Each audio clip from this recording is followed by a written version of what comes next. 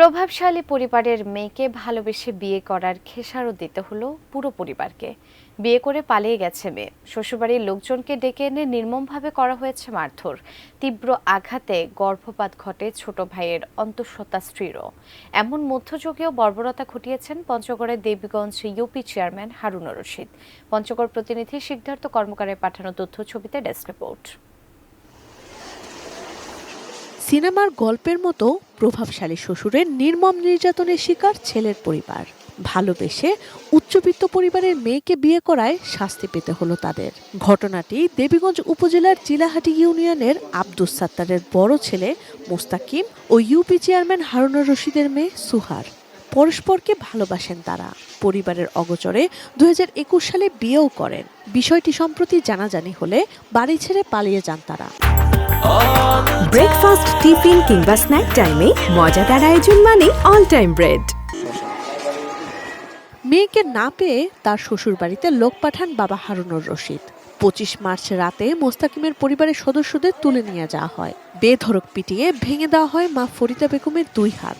বস্তায় ভরে মধ্যযুগীয় কায়দায় পেটানো হয় মোস্তাকিমের ছোট ভাইকে।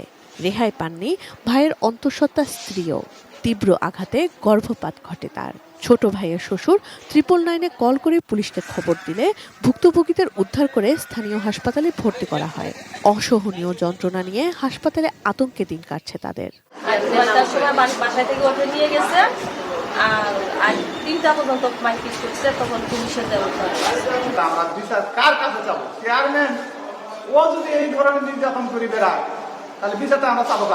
মারামারি সংক্রান্ত ঘটনায় ওনার পেটে আঘাত লাগে এবং পরবর্তীতে আমরা এখানে ওনাকে আল্ট্রাসাউন্ড পরীক্ষা করাই এবং পরীক্ষায় তার গর্ভপাত সংক্রান্ত কিছু জটিলতা দেখা দিয়েছে।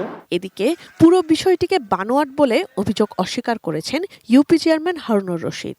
না এমনি মিথ্যা বানোয়াট, মিথ্যা কথা। মেয়েটাকে কোনো আচরণ দেন আইনে যদি অভিযোগ দিয়ে দেয় আইনি প্রক্রিয়া যা হবে তাই। ভুক্তভোগী পরিবার জানায়, মামলা না করার জন্য অভিযুক্ত চেয়ারম্যানের পক্ষ থেকে ভয়ভীতি দেখানো হচ্ছে।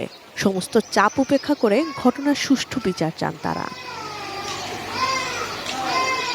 Sanjida Sylvia, desk report, ATN news.